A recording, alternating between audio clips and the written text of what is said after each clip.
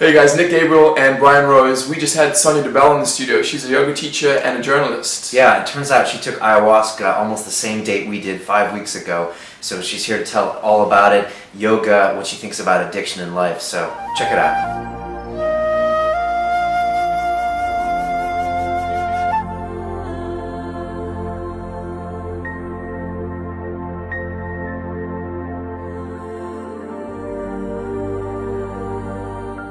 Hello and welcome to London Real. My name is Brian Rose. With me is the one and only Mr. Nick Gabriel. And joining us in studio today is Ms. Sonia Doubell, who's a journalist and yoga instructor and many more things. Welcome. Thank you. It's so lovely to be here. Well, it's nice to have you. You know, I was thinking, Nick, after 6 months, we finally got someone on the show that's as extremely good looking as we are. Jesus. Well, I mean, let's be honest. Yeah, there's no one as extremely good looking as we are, but she's close. Well, it's nice to have someone trying for once. So I'm trying, guys. You know, we were just talking how we actually met Sonia, which is crazy, which is the power of the internet. Mm-hmm. But we saw your interview with Graham Hancock that I think was out like a month ago or maybe 6 weeks ago. Yeah. And then it was like email, boom, boom, boom, and you're here. I know, it's amazing. We are so lucky to be living in this time. We really are. These are good times. For connecting.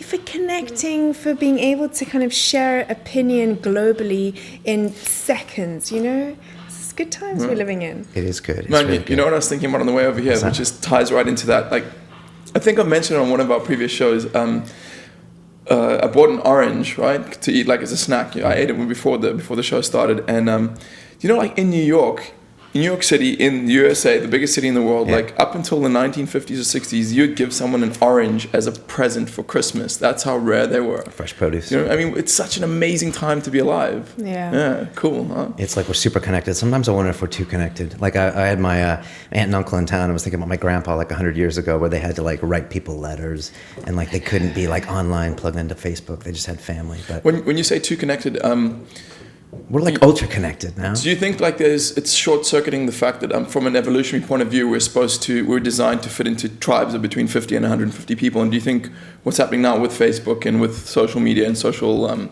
networks that we're just not designed to handle that? Part of me wonders about that. Do you ever think about that? I do think about that. I do. I think that in a way, there is a lot of disconnect from people, Facebook friends, you become sort of internet buddies, and there is no substitute for being with somebody else's spirit. There's just not.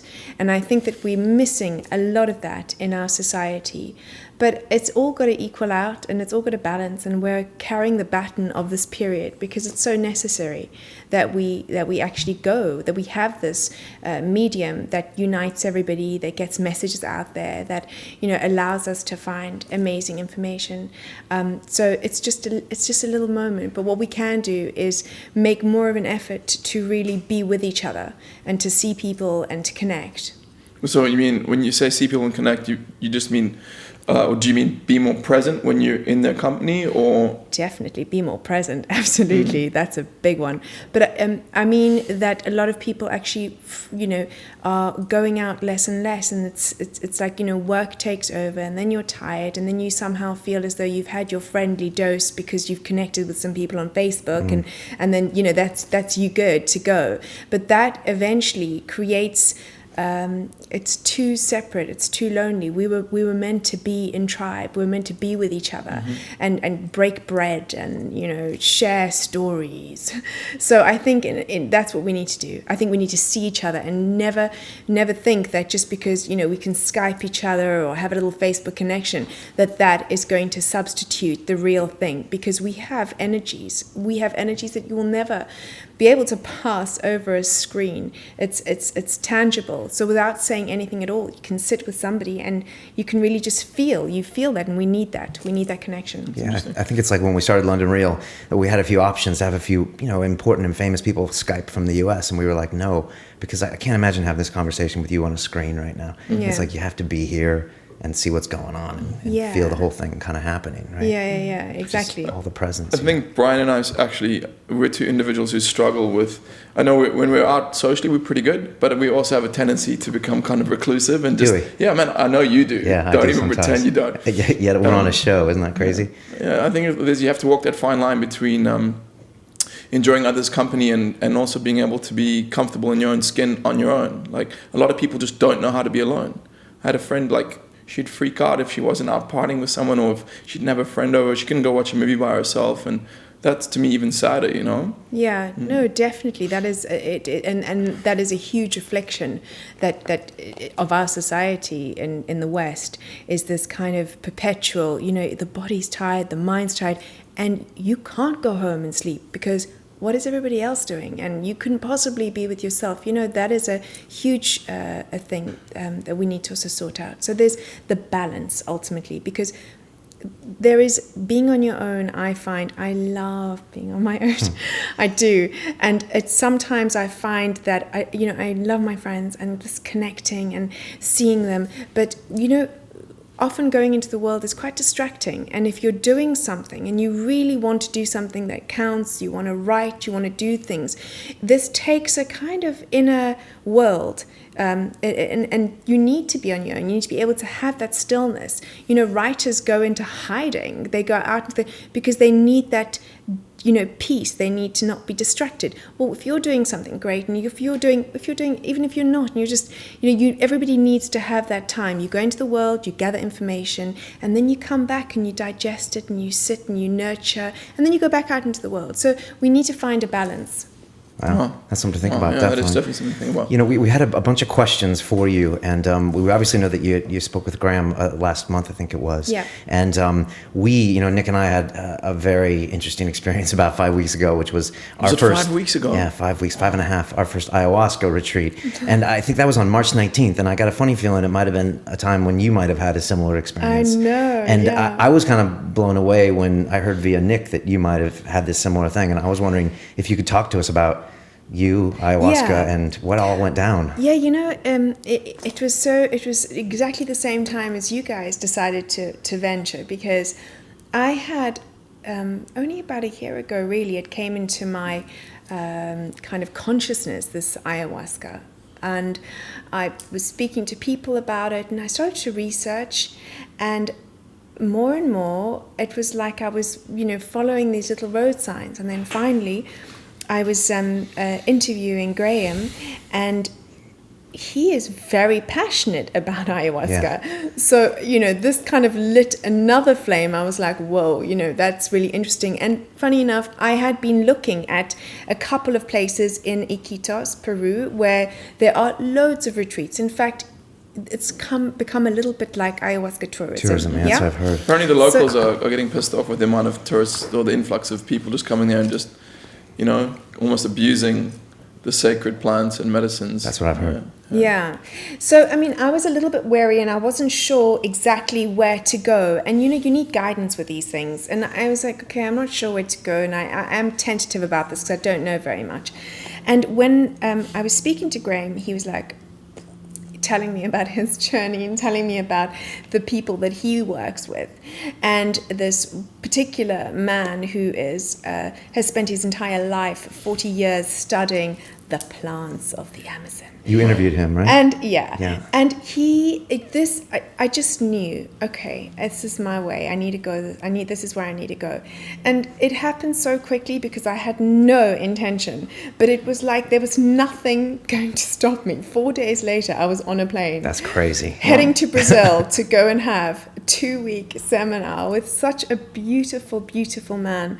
And yeah, I was excited. I was so excited. I thought this, you know, I was anticipating, but I knew, I mean, it's going to be hell. I'm going to be sick.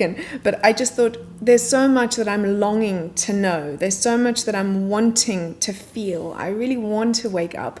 When your journey starts and you feel what waking up feels like, it's a little bit of bliss. And you just think, I need to feel more. I need to understand who I am, why I'm here, what's the mission before I check out. So there was all of this stuff racing through my brain on that trip. It was like 25 hours door to door. And finally, when I get to Brazil, the rooms were humble. That's how they are. These places are humble. The main house of the doctor was amazing, but he had built these rooms for people to come, like a university, where they could study consciousness, where they could study, themselves. And so he invites psychiatrists, and he actually puts together beautiful workshops that teach you about the plants, about the Amazon. So you're not just blindly moving into it. Every night before you actually drink, you are either learning about the plants, you're learning about ayahuasqueros, you're learning about shamans, you're learning about what these words actually mean, because a lot of us think, ooh, shaman, witch doctor. So you kind of blasting out the cobwebs of these understandings, and that's obviously such a necessity, because your mind is the first place. Once the mind understands, then you want to shift into it with heart and soul, don't you? First, you need to get your head around it and you go, okay, good, I get this, and I'm so interested, and I love it, and I'm here to journey. And then you do it. But interesting. Wow, it's really interesting to see that it was kind of building up in you, and then after that interview, you were like, I gotta go. But you think it was building up for about a year? About a year, yeah. I remember you said how we need guidance with these things, because I was really getting impatient. Brian can attest that. I was like, I got to do this. I got to do it. It was one night I couldn't sleep. I was like, I watched every ayahuasca video I could fit in that night.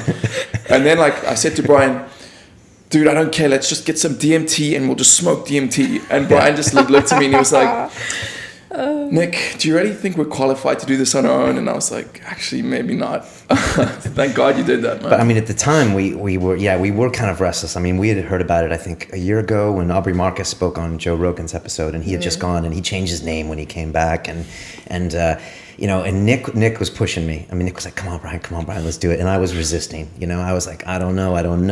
Let the record state, when we got into the ceremony, I was like crapping myself, and Brian was like, this is cool. Isn't that funny? Yeah. How many ceremonies did you do? Yeah. Well, 5. So you drank 5 times? 5 in the 14 days.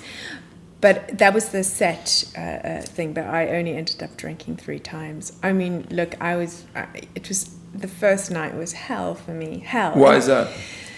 Well, I was just so sick. I was so sick, and Was it a body sick or a mind sick? It was body sick, physically sick, but everybody was. And apparently, and this was so interesting, because apparently he has been doing this for so many years, and the people that make the brew, so you understand the plants as well. The people that make the brew take a lot of time, and it's a big deal when you make it. If anybody gets an opportunity to go and watch a video or something about how they make it, they have to take the bark of the tree and they take off the upper. It's amazing. Anyway. Did you help them prepare it? No, because we weren't making it there. He has them made by people in Peru, and then the brew gets sent. Well, the first night we drank, everybody was sick. Did you diet at all before that first night? No, but I'm a vegan. All right. So Why you're a vegan, huh? So people who saying I haven't eaten meat, and I was like, I don't eat meat. Yeah. I haven't eaten fish or eggs or cheese or butter or I'm like, okay. You're totally vegan, yeah. Wow. So there wasn't much to cut out really for you, except for salt and salt spices. and sugar. Okay. And we had to have that sodium spray salt, which Okay. is amazing, actually. Anyway, and then so on the first night I was sick, and we were all sick, but I was really, really sick. And by 3 o'clock in the morning, I crawled to bed like just a shadow of my former self. I felt so broken. I was like, the flight was long, the night was long. I was just not strong. Woke up the next day and I said, I'm going to blog every day. So this is an amazing thing, because I set up my camera. I was totally the next day just finished. There was no way I was drinking again. That was me done. And I blogged about it. And my blog was so I'm not going to do this again. I was sick. And everything. Do you know those blogs? I've never lost footage. I have none of that. Really? And it was so interesting, because I thought, hang on, if I'd never lost that footage and I still had it, I would probably have put that up and scared people who are maybe about to do it and would, it would be amazing for them to do, and this might potentially scare them away. So somewhere along the line, somebody knew I wasn't meant to put that footage up, and I lost it. And I thought, the world is amazing, because I did drink again. So 2 nights later, it took me 2 days. I was like, oh God, I'm so fragile. I'm not doing this again. And then everything kicks in. So all the cells in your body do not want you to drink that again, because you've got that memory that's going, sweet Jesus, you are not drinking that. And then finally I did. And it was really beautiful. And it was like a... So you weren't sick the second ceremony, or as sick? What did you see? Or did you go to another dimension, or? No, I didn't. In fact, actually, I didn't see anything. I just felt as though I was singing. All I wanted to do was sing. I wanted to sing Icaros that I don't even know how to sing, but apparently I just didn't stop. You sang as well? I sang. Oh, wow. And everybody became very beautiful. It was so beautiful. It was like the sweetest experience I could have ever had. And it was like the spirit just feels you. It knew that if I wasn't ready to see stuff. I didn't want to dive into the source. I didn't want that stuff. And I think it would have freaked me out so much that it actually just was like a gentle kind of bringing me back. And the night seemed to last forever, and we were surrounded by these beautiful like bits of jungle, and everything was magical, and I was lying outside in the hammock singing for hours and just listening, and it was as though like sound became really, I could hear like even like the smallest bee or the smallest little everything is like ising. It feels alive. And that was my experience. And then in that night that I went to bed, my dreams were insane.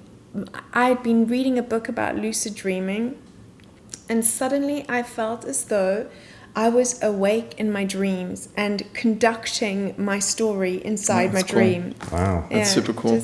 So you could sleep that night? I could sleep. And the beautiful experience was the communal experience of drinking with everyone else, or you just felt the whole power of everyone there? I loved being with everybody else. I think that was really lovely. I loved when we started, obviously everybody has their intention, and it's recorded, and you really see what people want to journey. We all have a reason we want to do it. So, and then you tie the knot and you bond together and you sacred prayer, and I like, that is a very important part. And did you know any of these people? No. And how many people were there? 12. Wow, that's a big group in a circle. Yeah.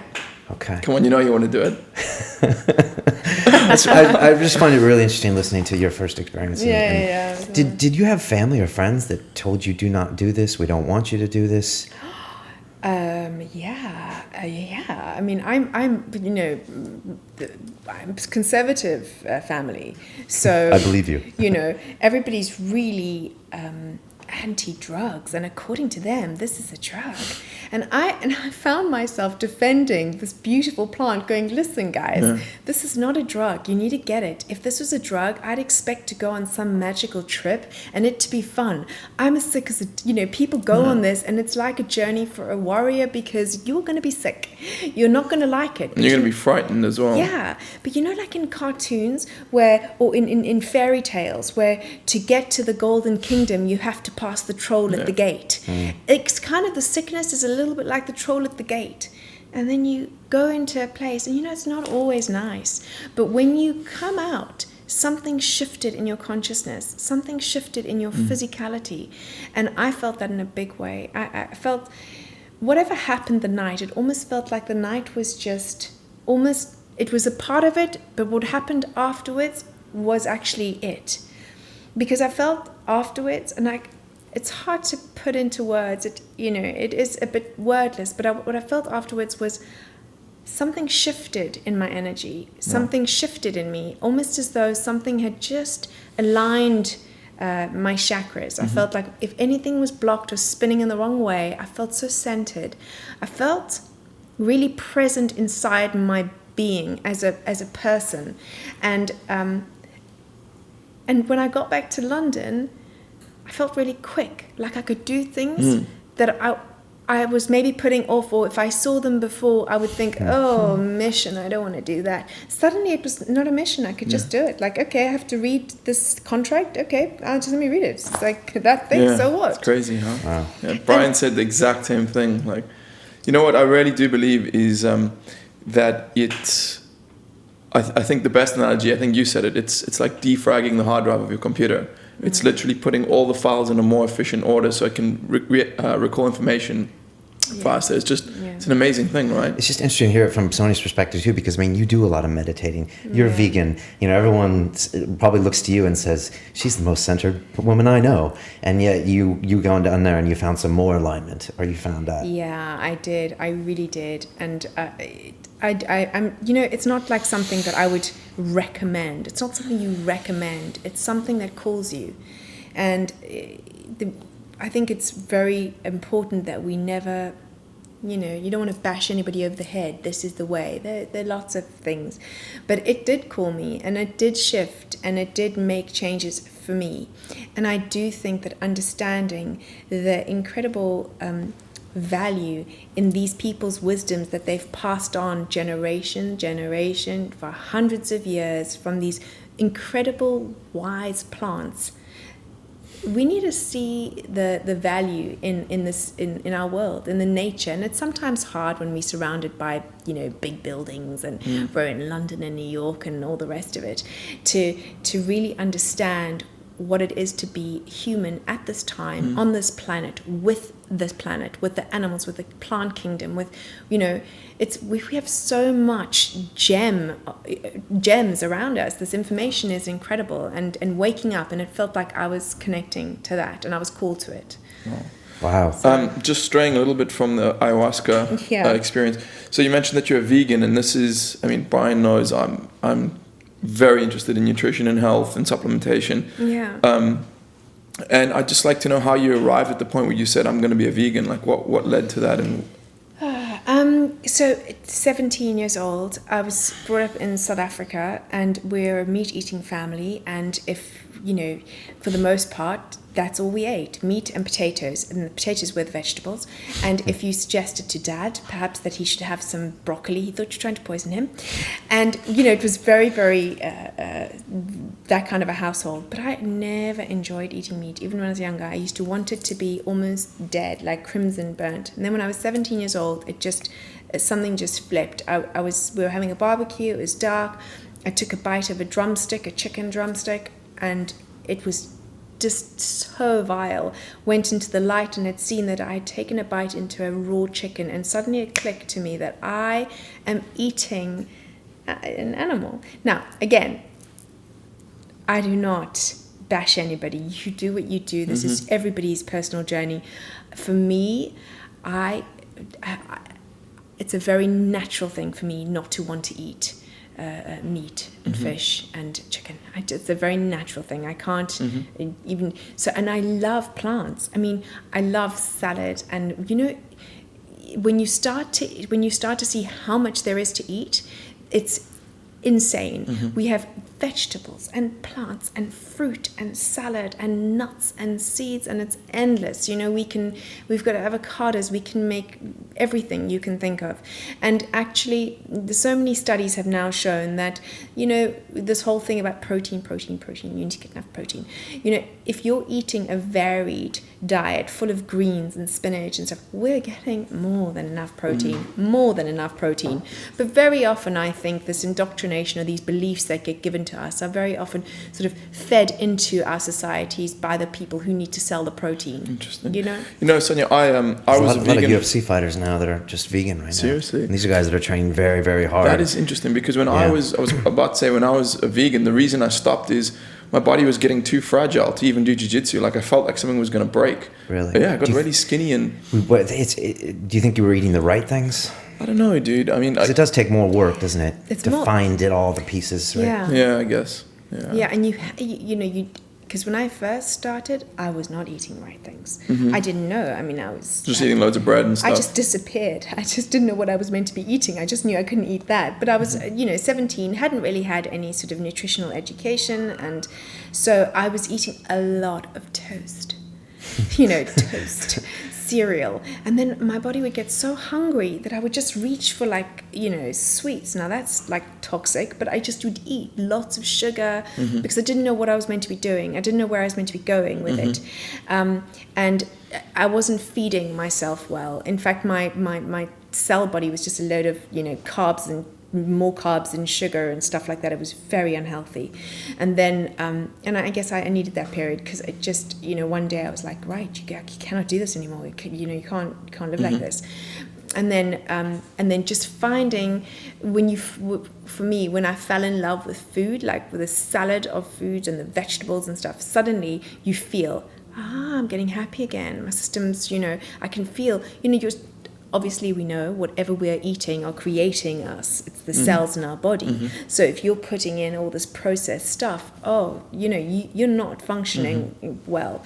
And so you could just feel your body shift gear. And food has got a conscious quality. The more conscious you become, you tend to, sort of steer towards more food with more chi, more life in it. The intention behind the preparation of a meal is also very important. That's why if you walk into a convenience store and you grab a packet of crisps or something else that's been on some conveyor belt and just squeezed out of some weird factory system, there's no intention behind that. Whereas if your mom makes you this wholesome meal that she's put her love and effort into, I'm sure that's going to nourish your soul. And so much. Yeah. But what I wanted to talk to you about, because again, we could probably have full 3 shows of me talking crap about nutrition and stuff. Yeah. Yes, I think we already done a few. I think. I was in Australia a few years ago, and I met these guys who run a lifestyle center. It's called the Origin of Energy, and they are they health fanatics. They literally are they are dedicated to the pursuit of health no matter what. They have, and when you see them, they absolutely shine with health. Their eyes are clear, their bodies are, their physiques are perfect. Just incredible people. And at that time, my whole life I've had an issue with eating meat. I've still eaten it, but I've always been like, dude, this is an animal I'm eating. I'm biting into an animal. I look at my pets. I've got a dog. I wouldn't eat my dog. You're both from South Africa. Is meat what everyone eats? Yeah, it's a big thing. It's kind of like the Texas of Africa. Yeah. Is it just it's a big thing. Okay. So I said to him, his name's Aaron. I was like, Aaron, I've got a real issue with eating meat, and this is the reason. I said to him, I don't feel that it's fair to why should I sacrifice an animal's life for me to have nourishment? We're not going to eat plants. They go into the science of it, and he showed me how your body will start cannibalizing the amino acids in your joints and your connective tissue if you don't have sufficient protein. But what he said, the spiritual aspect to that is more important. He said, don't look at it from a point of view that you are taking an animal's life away from it. Look at it from the point of view that you are helping the animal evolve to a higher level of consciousness, because once it exits that chain of incarnations of being an animal, the next level is human. And that rewired the way I looked at it. Whether it's true or not, it gave me something to think about. What would you say to that? I've heard that Sonia? one before. It's interesting, and I think that whatever we know. There's something inside us that we feel, and we know when something is right. You just know it, and I think that we need to all wake that part of ourselves up, and we need to be strong and live that. But I will never, I know many people who are beautiful yogis who eat meat, and that's something that's their journey. For me, I can't, and I never want to sort of have any sort of dogma about it. I really don't. But when you feel something, don't deny that feeling. Just go with it. Okay. And if it's something inside of you that goes, "Oh, I'm not really happy," then don't do it. Very often, as a human, we have a self-destruct mode which is part of life. We need to recognize it. We need to see why we're doing it. So when we often know what's right, why don't we do it? We know it. We know when we're doing something that is going to make us feel bad, or we know when something's wrong, and yet we continue to do it. And year after year, we still do it, and we go, "Oh, gee, did I?" You think that's maybe the shadow aspect of ourselves that needs its expression? Yes, and it's also the aspect of ourselves that's going, pay attention. You need to be the witness of your life. You cannot go, keep falling in the hole, keep falling in the hole. You're just like an idiot. You're just going to keep falling in the hole, and you're going to keep going and falling. Pay attention. Pay attention. You're not an idiot. Wake up, see where the hole is, walk around the hole, and maybe you can help somebody else see where the hole is and walk around the hole. Did ayahuasca give you some of that? Because it for me, Mother Ayahuasca was like, hit me in the back of the head, pay attention to some things that are obvious in front Serious, of you. huh? Yeah, did you feel that at all? Yeah, I just feel like we have, I just feel like we have a bigger purpose than we think. It's not. What do you think that purpose is? I think that our purpose is to first recognize these little modes in ourselves, these patterns that we have, that why these patterns, why do we have patterns? Where do patterns come from? What are the beliefs? Becoming the archaeologist of ourselves. That's so interesting. That is so cool, Sonia. Yeah, and then when we actually realize, okay, I see it. I see I have patterns, and I see my patterns are a conglomeration of beliefs that have accumulated here on my back. And I'm going to try and dump them so that I can actually move away from these patterns. I'll have more patterns for sure, because there are loads. But at least these ones that I've kept on repeating blindly, these gross big ones, I can just move along. And it's scary when you see these things, when you identify a pattern. It's both scary and liberating. And Brian and I have been listening to an audio series, and the guy opens the whole series. He says, most people go through life in a walking daze. And that to me encapsulates exactly what you're just saying. Most people, for me, it's the other end of the spectrum. Every single choice I make in life is run through this filter. I'm like, why am I doing this? Is this going to lead to your best outcome? But I'd prefer to be on that end than just be some guy who like treats his body like a dustbin and just like does everything because everyone else does it. Do you know what I mean? I mean, what do you think, Brian? I think it's just interesting to actually notice those things, because you must have found in your life that you're doing a lot of these quote unquote destructive things and you don't know why. But I found it, and ayahuasca was very clear with me, it's a completely different thing to identify it and then to take action against it. That for me was almost like night and day. Although you would think the logical mind would just be able to say, so you're saying you had you. identified it before, but you just hadn't taken action? Yeah, I think so. I think in the back of my mind I had, and then for me, part of the ceremony was like, okay, jolt me back into action. Yeah. And I think that will recede over time. And in the future, if and when I do another one, maybe I will get more reminder, or maybe it'll just kind of stay with me. I'm not sure. I like what you said about you just know. I remember there was some course I watched, and the guy was just he said, you know what you have to do to sort your life out. You know. It's just most of the time you just don't want to face it. You just want to shove it under the rug or bury it in the back. But what's going to give us that courage? What is going to give us that strength or that inner warrior? Because it does take that. There is a big... it sounds like I'm preaching sometimes, but I'm only saying it because I've been there. There are issues in our life, and they start at home. They really do. You have to bring those things home. We can't go running around wanting to change the world unless we've just sorted our own stuff out, And once you have, then you can become a light for other people. You can start to inspire other people. You can really make a difference, because then that is that purpose. So when you think, okay, I'm working here, but what am I working for? Well, you're working so that you can create the most dynamic, the most amazing you, so that when you start to meet other people, your candle is lit and you can begin to light other candles. And that's brotherhood. That's like getting together and going, come on guys, let's just all wake up together. Let's just do this together, because we have a job here. We're running a baton in this, relay of our human race. How are we going to change it? We've only got a few more years here, and they're going to go really quickly. What can we do to move it? So start with yourself. Start with yourself. That's a good way of looking at it.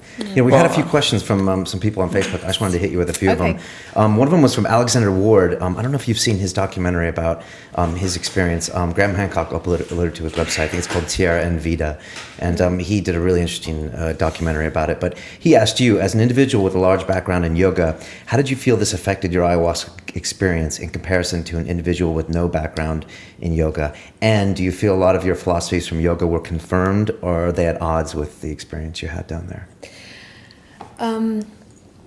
So I don't know how to answer the question about it compared to people without, but I do feel that having worked so much in the way we work, really sort of being the archaeologist of my own life, I feel like it served me in the sense that I continued in a much deeper way afterwards, and I was aware of it.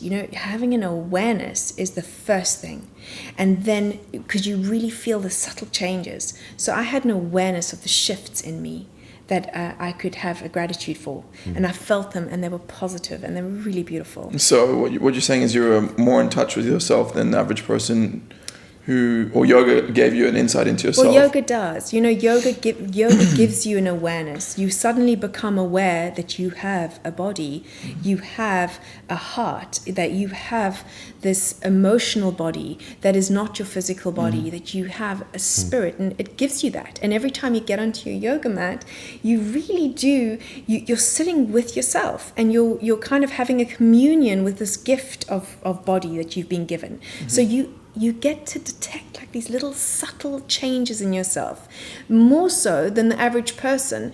The average person, gets really, really ill and eventually gets rushed into hospital, and the doctors go, "But why? Why did you take so long?" And he's like, "I didn't feel a thing, man." "Yeah, but you're dying." "Yeah, I didn't feel a thing." Because there's such a lack, there's such a disconnect, So I think in that sense, I'm so grateful that I had that awareness to actually feel these shifts.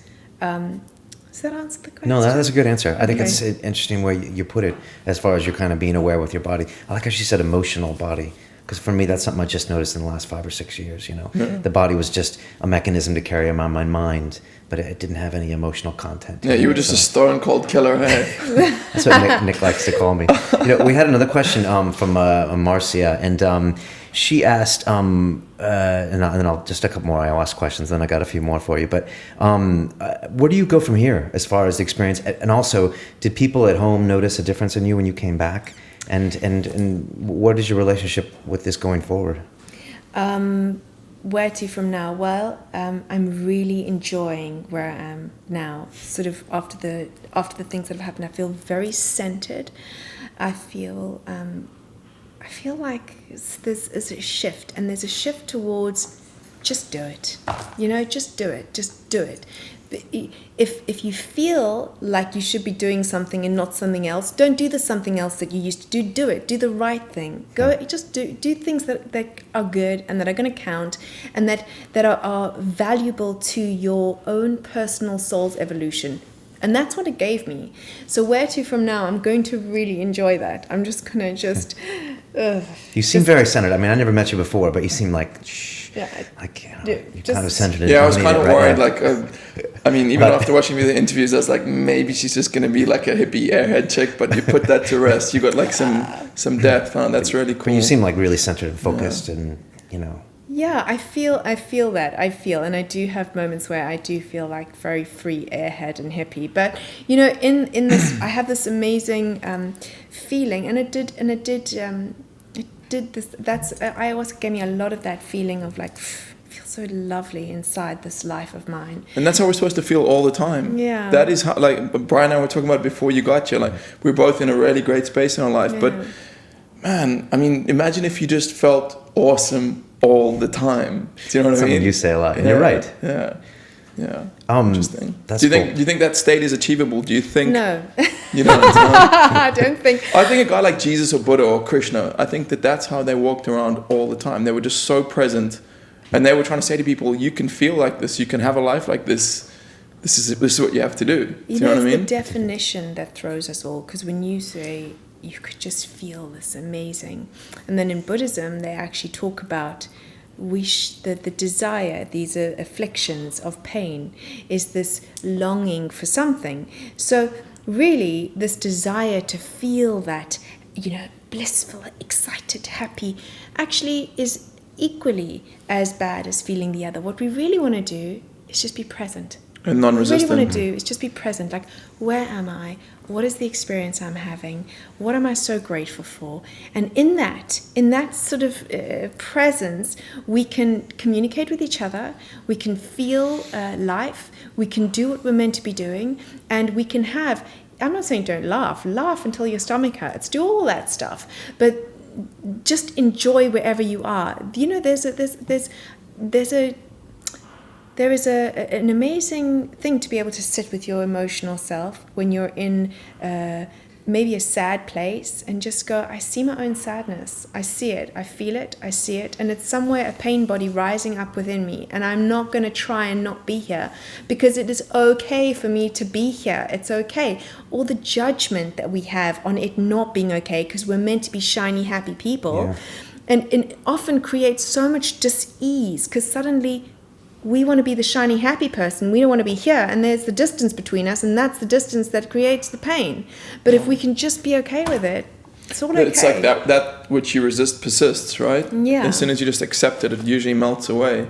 And maybe we should chat a little bit about what's that guy who's been contacting you from Florida? His first name? Oh yeah, Sam. Sam. You know, there's this culture in the States where when someone's sad, you medicate them. You know, if someone's depressed, go to the doctor, get a pill straight away. I think in the Western world, like Sonia said, there's a lot of pressure to be happy all the time. Yeah, and what's wrong with you if you're not happy? And to not embrace these moments when you're not, because it's almost anti-social or it's Yeah, you know, Western. There's I can't remember. It's just such something I heard. You know, we're not happy in the West. We think we need to go and do something like. You know, oh my God, you're not happy? Oh, quick. Like, should we go to the mall? Let's go to the mall. Let's go and catch a movie. Is that an American accent she just put on? Yeah. I'm offended. Because it's so American.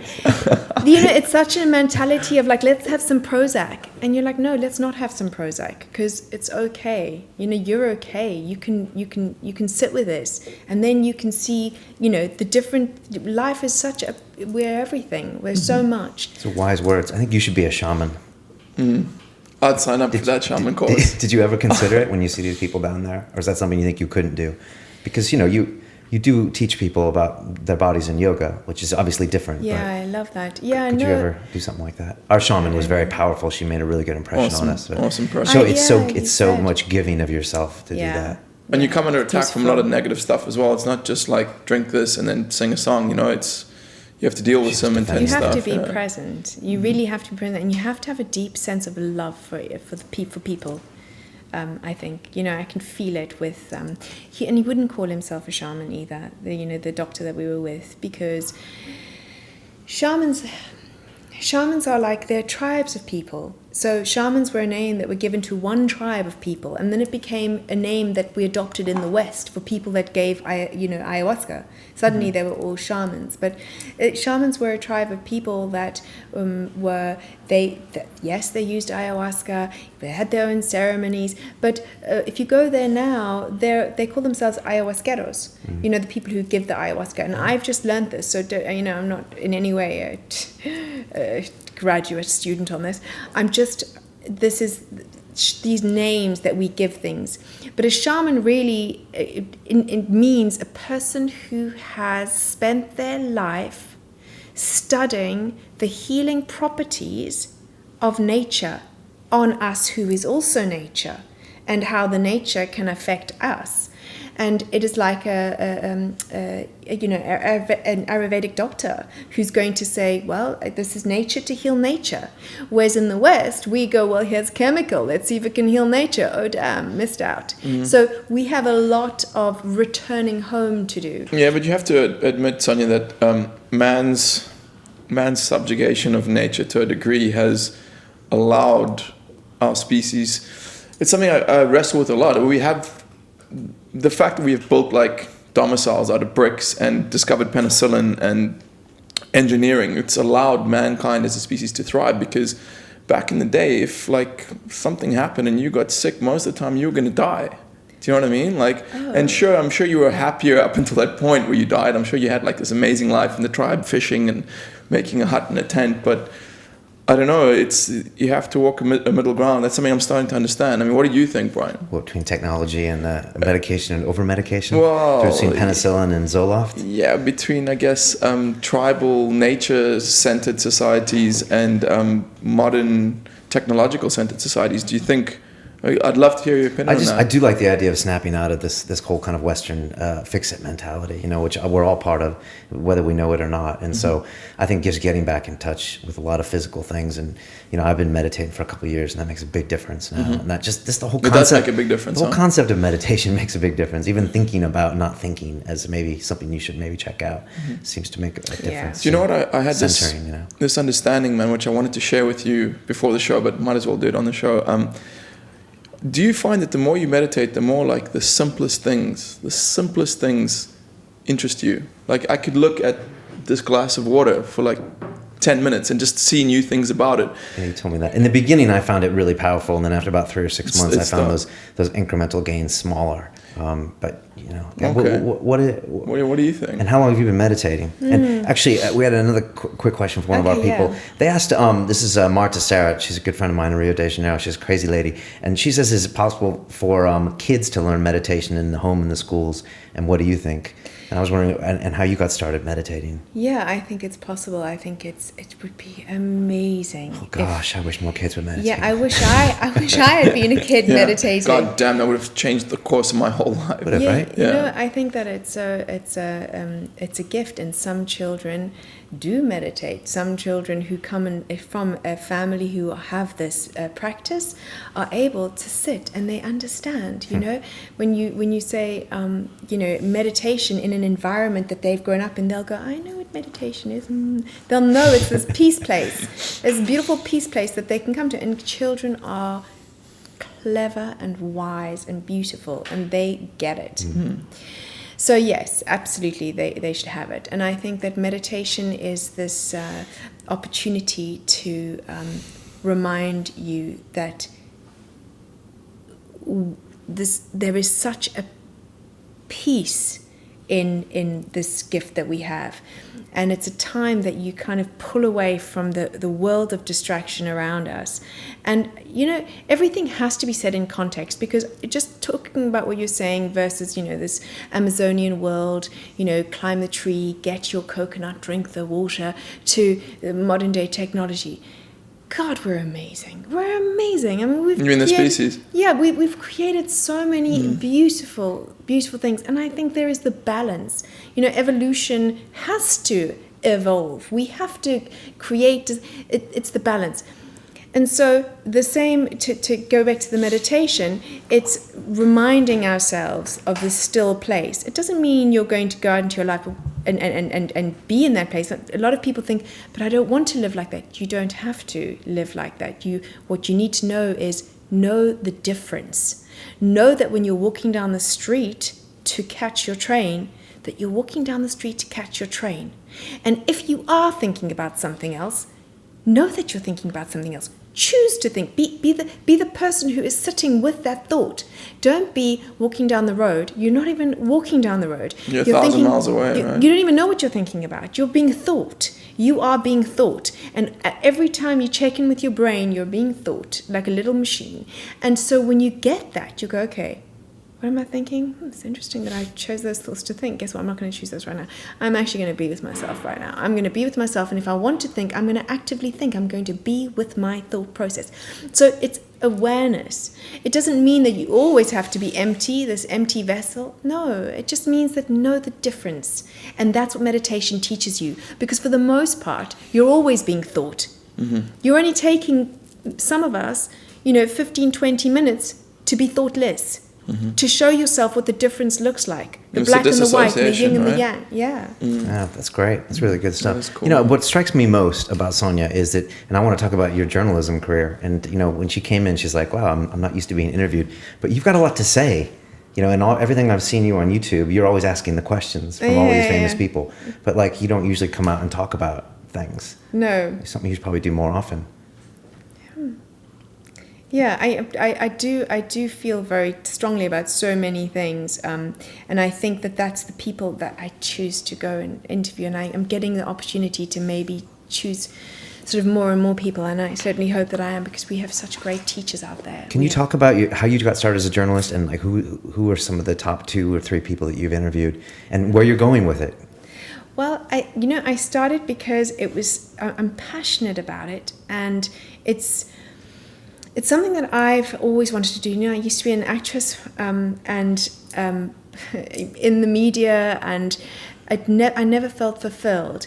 But I knew that we all get given things. We all get given things for a reason, and we have a voice for a reason, and we do things for a reason. So I wanted to be able to use that, and I felt like, well, the biggest way to make a difference is to speak to people who have wisdom to make that difference. And maybe I can help. Even just one single question, maybe I could just share this. And I had no idea of, what I just wanted to share. That's what I wanted to do. So wow. The secret, sounds like us. Yeah, I think it is very similar. And so I started the Secret Bliss, and I thought, as I journey my journey deeper into myself and around the world and see other people, I'm going to interview, do little mini share interviews. So just in my own way, I'm adding my grain of sand to maybe getting them seen, maybe getting their words out, maybe just getting their energy seen, and somehow making a difference, because that's what counts, and that's what make me, that makes me feel like I'm writing the pages of my book and I'm proud of them, because somehow I can make a difference. Wow, that's cool. That's pretty heavy. And if say 5 years from now, where do you want to be with that, or do you want to just keep doing the same thing? I would love to have a talk show. Okay, like on television, Yeah. or your own video podcast? Anything. I would like to involve many of the great teachers. I would like to sort of be able to have, conversations at one time with the Wayne Dyers and the Deepak Chopras sitting together at a table discussing the great possibility we have holding in our hands today to change things. And I'd love that. I need conversations with these great minds, and then bring in, the Terence McKenna, wish he was still here, but Dennis, his brother, and bring in all these, people, because it's not one way, it's all the ways. It's not just understanding, the anatomy of the mind, because, it is the anatomy of the mind. It's the understanding of how your personal vehicle, your body works. It's all of these things together that creates people that are present and whole and able to stand up and say, actually, I've been complaining for a really long time that this stuff is not on, but it's really not on, and I'm going to make a difference. You go back to that a lot as far as people making changes in their life. Yeah, I do. Is that part of your work, or the Secret Bliss, or is that just something that's something you see a lot? Maybe it's present. Maybe it's just where I am right now that I would like, I feel at this very moment that, I have a business that I have on the side, and after ayahuasca, I had a bit of an epiphany. And I started Shrugs, and I've always loved fashion, You started what? Sorry, a business called Shrugs. Yeah, it's there's a link to it on her Twitter, which is at Sonia Doubell. And I just thought, I love it and it's fun, but what's the point? And I really did think that. I was like, what is the point? And I was sitting there in Brazil in the jungle, and suddenly it hit me. There is no point unless it helps somebody else. I don't want to make things that just make money and profit. I want it to help somebody else. So I've then started to find a group of women in South Africa. There's a group, and they sit and embroider things, and they have such talent. They embroider these clothes and dolls, and I thought, right, that's what Shrugs will do. It will charity those things. So we will do a shrug for those women. Then I want to do a Tibetan shrug for and if something counts, then it's good. If it's not making a difference, what is the point? Because we're not all. Life is so short. Mm-hmm. It's quick. We're not going to be here for very long. What is the point? Things only have a value so much as they are able to be used by us. And the same with detoxing. I'm writing an article at the moment about how our environment affects us and really can tell a big story about your spiritual space, where you're at. If you look around somebody's bedroom or home, if there's clutter, need to check in with that. It says a lot about their mind, because right? it's a lot about their mind. If you look at somebody's wardrobe and there's clothes shoved in everywhere, you need to go in there, you need to pull that stuff out, you need to get rid of it, you need to see the value in giving it to charity because it's not being used by you, and then you need to clean out your house, literally, clean it out. And so these topics are in the forefront of my mind because I'm. Sounds like your mind's racing a lot of these ideas. Yeah, you need to meditate more. Go home and check in with that. I love that idea that you're saying about how you can't do it on your own, and it's a very mature thought. And I've had it before, and I spent some time in the demon's hell of capitalism, and making a profit without someone else being involved or benefiting, because it's a really hollow and empty existence at the end. It sounds right. I'm going to make this company. I'm going to sell shrugs. They're going to be inherits. It's going to be the next big thing. Everyone's going to know Sonia Doubell created shrugs. But at the end of the day, it's kind of pointless if people don't come along with you. And we're feeling this a lot with London Real. It's like all of our fans and like all these people want to help us. They're like, we want to help you guys. We want to help you do this. Want to help you do this. It's like, that's so great. And like that's so much it makes it so much different from me to do that than say, I was trying to figure out what I was going to do a year ago, and I was like, okay, I'll get involved at a startup or at the tech hub, some IPO, or be a CFO or something. And I was just like, well, what's the point? Why am I going to do that? To sell it for a lot of money? And I was feeling a little bit of a spiritual disconnect there. But you know what, Brian? I think what you've identified, it's something I've it's a conclusion I've come to recently, which is that's one of the stages in someone's personal development, especially someone who's introspective, because guys like you and I, and maybe you were like this at one point in your life, at one point it's all about you. Like, how can I achieve and what can I do and what's in it for me and how can I get this? But when you reach that point, and I think meditation helped you and I get to that point where there's that inflection where it turns around and now you start to say, okay, what can I give back? How can I start reverse that polarity? Do you know what I mean? Yeah, and it's interesting because, Sonia, you probably referred to your own mortality about 4 times today, and you're by no means that old. So it's interesting how you're like, we're only here for so long, and we got to make this count. And it's almost, I don't know if that's connected with that inflection point, but you seem like there's an immediacy kind of there. There is an urgency, and I think that we also need to wake up. We don't have a lot of time. People just, What do you mean? We like individuals or as a species? As people, as individuals, we don't have, as a species, I'm not going to talk on that, but as individuals, sometimes people think, oh, we've got forever, mañana. We don't. No way, right? Life goes so quick. It goes quickly, and if you really want to sort of make this life make a difference, you need to do it now. There's no better time to just go, okay, even if you go back to your drawing board and go, right, what am I doing with my life? Because that job that I get up every day on a little treadmill of life that's making me so unhappy because I just don't feel it. Guess what? Just change it. Be brave enough to change it. Just do it. Tyler Durden, this is your life and it's ending 1 minute at a time. I think about that always, man. And something that I actually also got was, I wish I'd brought my diary.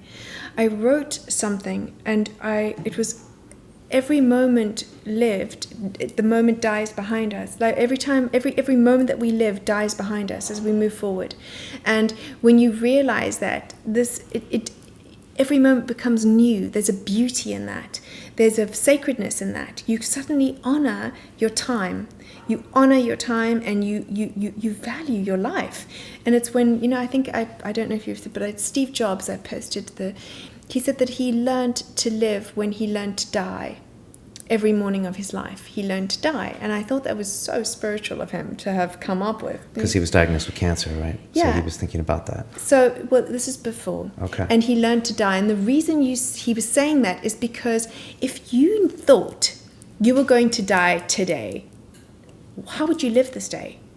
Yeah, Brian's actually got this thing on the wall. You probably can't see it, but he's got a little sticker that says, what does it say? Why aren't you killing it today? Why are you not killing it today? Exactly. It says way too much about my personality. You would kill it. If you thought you were going to die, you would be breathing in the air, going, phew, smelling the flowers. You'd be living with such gratitude. But the thing is, people don't understand that. Well, I personally believe people who don't spend time meditating don't understand that because they're never in the moment. So they can never appreciate the moment because they're always thinking about next week or last week or what someone did to them or what this anxiety they have. And each moment becomes... there's a book by the guy who wrote The Peaceful Warrior. I can't remember what his name is. And he said, there are no ordinary moments. And the more I meditate, and I'm sure you're the same, like you just realize every single moment. There's so much going on. There's so much happening. There's so much of this amazing cake called life that there is to take a bite out of, you know. And I was just telling my buddy, like, I think the whole world would change if everyone meditated for 20 minutes before they went to sleep each night. The whole world would be completely different, right? I mean, do you agree? Yeah, so we're turning into a meditation show, but I think it's true, and I think it's either something you do or you don't. Actually, on your YouTube channel, you have a nice way to kind of ease people into it. Yeah. I think of your meditation. It's very simple. But I think a lot of people, when they hear about meditation, I know friends of mine, they're like, I get there, I go to the couch, and a minute later, and I can't do it, and they get frustrated and they run away. And I think actually Deepak Chopra had a really good intro as well. He's just like, go in, only do it for 3 or 4 minutes the first time, and just like don't take it too seriously. Because I think people, I think they fake that they psych themselves out of it too much. Right? I think. You know, if you say to somebody who's never meditated, you know, do 2 minutes, do 2 minutes. They'll be like, oh God, 2 minutes. Of course I can do 2 minutes. Sit down. 20 seconds pass, and they're already thinking about something else. Because I know I often am, and I'm like, God, come back. And you just become, this is how it starts, you just become able to recognize that you do not yet have the discipline to stay with something you intended to stay with, which was a thoughtless space. So if I sit down and say, I'm going to follow my breath, and I am going to try to think of only my breath, and yet after 20 seconds I'm already thinking of something else, and then I'm thinking of something else. I'm just becoming aware that I need to train this discipline, because staying with what we intend to do, whatever it is, needs discipline. So even if you say, I plan to do this in my life, and it's not meditation, the practice of meditation will serve that, will serve the ability that you have to then stay with things you intend to stay with. That's good. You said that earlier as far as... No, that's a very cool way to look at it. Yeah, it's a very cool way. You know, we're almost out of time. Isn't that crazy? Sonia, if people want to get in touch with you or follow you, what is the best way? I know you have a website and a YouTube channel, but what's the ideal way? My website, email me. Okay, thesecretbliss.com. Thesecretbliss.com. And your YouTube channel, yeah. The Secret Bliss. And all the information's there, the emails are there, so if you ever had a question or anything, you're very welcome. Okay, and you're going to start tweeting more, I hope. Yeah. You don't use that account much. You know, I don't. You know, I'm like a tweeting virgin. I just don't. I don't. There's so many things to do. There's like Facebook, Twitter, and all these things. You need a Facebook page as well. I know. You need to take a long hard look at yourself. I mean, who else? Really? I mean, all you these guys things you have avoided in your life are obvious. I mean, you guys have all this stuff going on. Who does it? How do you find the time to do it? We have some help to be fair, every time I wake up, Brian's there, like whipping me to do it. Oh, right. You see, you've got each other to keep you going. Yeah, it is helpful to have a duo, because I know it's hard. It must be hard sometimes, because if you don't do it, no one's gonna get on your case to do it. Yeah, either. Yeah, that's hard. Yeah. But it's, it sounds like you have a lot to tell the world and a lot of, things going on. So I always tell Nick, if a tree falls in the woods and no one hears it, then it didn't happen. And I mean, if people don't hear your great interviews and hear you talk, then it's almost a waste, I think. So. Oh, thank you. That's so please lovely. get on well, it. thank you for having me on London Real. Yeah, it was cool, huh? Yeah, really very cool to be here. Yeah. Did you want to ask us any questions before we go? Yeah. How did you start this and why? Should you answer that? Yeah, I'm going to give the fit for public consumption version, right? I didn't know there was another one. Well, right, so answer. Brian and I were walking through. We used to take these walks through the West End. Yeah. And they were kind of just these weird philosophical chats, I guess, just talking about life and relationships and what was happening with us. And we were both fans of another podcast called The Joe Rogan Experience.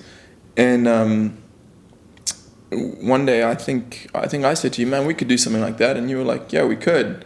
And then Brian, being the go-getter that he is, he was like setting up a studio, and he's like, yeah, let's do it. And I was like, give me 2 weeks. Yeah. And then he showed up, and then the microphones were here, and we didn't know what we were doing. Wow. This is 6 months ago. But yeah, we had these really interesting conversations. Nick and I would talk about philosophy, training, economics, politics, women, whatever. And I'd be like, dude, that would have been a great podcast if we had recorded the last 3-hour conversation. He'd be like, yeah.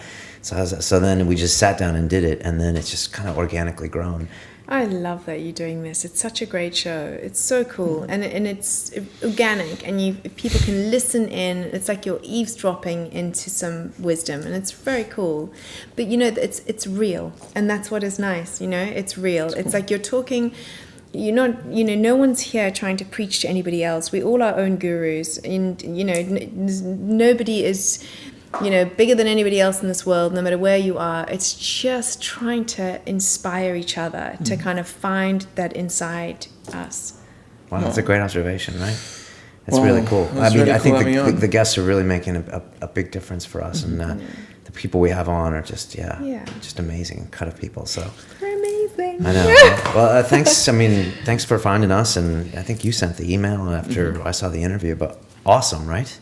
That was fun. That was super cool. All right. And just one thing to the fans in the Facebook group follows, we are always looking for interesting guests, and especially people who have excelled in their industry and may have some kind of celebrity, or people who have interesting stories. So if you know anyone like that, or if you are someone like that, then send us a message or an email. Yeah, definitely. I just want to say thanks to everyone who's like volunteering their time, from Sam in Florida to like all sorts of Zaki, and everyone's like, how can we help? It's just like crazy. There's like probably 6 or 8 people lined up. Who's fan of the week this week? And oh man, probably Zaki will be. Okay. Well, what about Marcia? She's been pretty good active too. Yeah. Huh? So we had a whole. It's like we can't really do this alone. So there's a whole bunch of people behind us, which is cool. Keep it up. Yeah, that's cool. Well, thanks for thanks for coming on. Thank you. That was cool. Thank you. It's about the journey. About the journey. Take care, guys. So much fun.